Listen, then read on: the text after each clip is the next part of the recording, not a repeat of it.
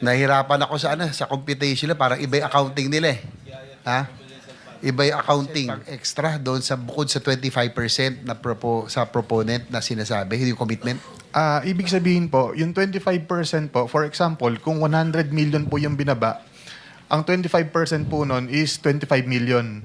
Pero kung i-compute mo po yung 25%, based po dun sa may appropriate budget cost, nasa 23 million lang po yun. So may extra 2 million po, kay Boss Henry po napupunta yun.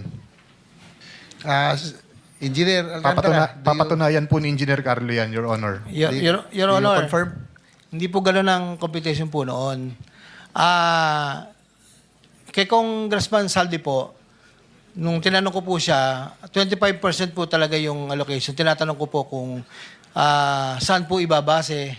Pero yung iba po, tulad nung kay Senator Joel, sa appropriation po, diretso po yun. That's why 150 po. Yung iba po, ABC, yun po, nagiging contingency funds po ng office po pagka may mga request. Opo, Your Honor. Pero hindi po sa akin yun. Nahirapan ako sa sa computation nila, parang iba yung accounting nila eh. Ha? Iba yung accounting